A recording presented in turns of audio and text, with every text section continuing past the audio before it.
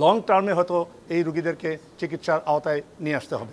Almost 100%ই গুলির মাধ্যমে ওনারা আঘাতপ্রাপ্ত হয়েছেন। প্রায় 28 জন রোগীর দুইটা চোখ মারাত্মকভাবে জখম। প্রায় 50 জনের রোগীর মতো পার্শিয়ালি তাদের দুইটা চোখ এফেক্টেড হয়। আমাদের এই আন্দোলনে আহত রোগীদেরকে আমাদের সর্বোচ্চ পেশাগত দিক থেকে চিকিৎসা দিয়ে আসছি এবং আমরা চেষ্টা করছি আমাদের যেন সর্বোচ্চ কিছু তাদের জন্য আমরা উজাড় করে দিতে পারি। আমাদের কেয়ার যদি তাদেরকে 1%, 2%, 5%ও যদি উন্নতি, চোখের দৃষ্টিশক্তি উন্নতি করে, তাহলে আমরা আনন্দিত হব।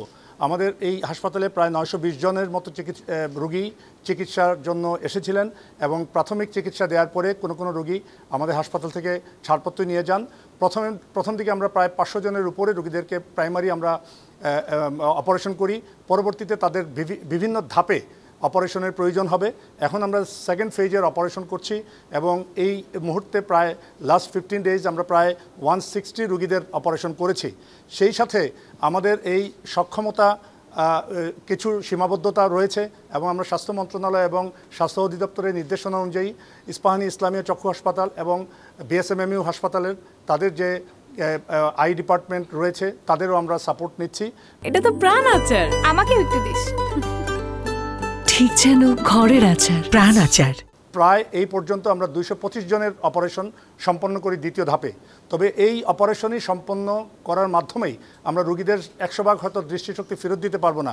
ভবিষ্যতে আরও তৃতীয় ধাপ, যেমন কারো কর্নিয়া নষ্ট হয়ে গেছে, তাদের কর্নিয়া ট্রান্সপ্লান্টের ব্যবস্থা করতে হবে। অনেক রোগী আছে, প্রায় 28 জনের মতো রোগী আছে দুইটা চোখ মারাত্মকভাবে ক্ষতিগ্রস্ত হয়েছে। তাদেরকে হয়তো লো ভিশন এইড আমরা বলি, যে ক্ষীণ দৃষ্টি সম্পন্ন রোগীদেরকে বিশেষ এইডসের মাধ্যমে আমরা যদি তাদেরকে সাহায্য করতে পারি, এই রোগীগুলোকে আমরা ভবিষ্যতে পুনর্বাসনের আওতায় আমরা নিয়ে আসবো। অনেক রোগীর আমরা এখন সেকেন্ড ফেজ অপারেশন করছি। আমরা চোখের ভিতরে এক ধরনের আমরা অয়েল দিয়ে থাকি। এটা হয়তো 3 থেকে 6 মাস পরে আবার আমাদের বিশেষজ্ঞ চিকিৎসকরা এই অয়েল রিমুভালের প্রয়োজন হবে। আবার 6 মাস পরে দেখা যাবে যে কোনো রোগীর নতুন করে আঘাতজনিত কারণে ছানি ডেভেলপ করেছে, এটা হয়তো আমাদের চিকিৎসার প্রয়োজন হবে। সুতরাং আমরা এখন যাদেরকে চিকিৎসা দিচ্ছি এটা কিন্তু কমপ্লিট চিকিৎসা না। আমাদের ভবিষ্যতে হয়তো 3 মাস, 6 মাস, 1 বছর, 2 বছর, 5 বছর লং টার্মে হয়তো এই রোগীদেরকে চিকিৎসার আওতায় নিয়ে আসতে হবে। 17, 18, 19, 20 যে রোগীগুলো আমাদের কাছে এসেছিলেন তখন প্রায় 350-400 রোগী আমাদের কাছে সার্ভিস নেন এবং রোগীদের একটা ভয় কাজ করছিল যে হাসপাতালে থাকার পরে যদি আমাদেরকে কোনো ধরনের হয়রানিমূলক আমাদের সম্মুখীন হতে হয়, এই জন্য ওনারা চাচ্ছিলেন যে যত দ্রুত সম্ভব চিকিৎসা দেওয়ার পরে ওনারা বাড়ি চলে যাওয়ার জন্য খুব উদ্গ্রীব ছিলেন। আমরা আমাদের সর্বোচ্চ পেশাগত দিক থেকে চেষ্টা করেছি যে প্রতিদিন এমনও হয়েছে প্রায় 80-90 জন, কোনো দিন 100 জনের মতো রোগীদের আমরা অপারেশন করেছি এবং দ্রুততার সাথে তাদের চিকিৎসা নিশ্চিত করে তাদেরকে বাড়ি যাওয়ার জন্য আমরা অনুমতি দিয়েছি। কিন্তু আমাদেরকে পরবর্তী ফলো আপে ওনারা আবার আমাদের কাছে এসেছেন এবং এই ফলো আপটা এখন অব্যাহতি রয়েছে এবং দ্বিতীয়, তৃতীয় পর্যায়ে আমরা ওনাদেরকে আবার চিকিৎসার ব্যবস্থা করছি। প্রায় 28 জন রোগীর দুইটা চোখ মারাত্মকভাবে জখম। প্রায় 50 জনের রোগীর মতো পার্শিয়ালি তাদের দুইটা চোখ এফেক্টেড হয়।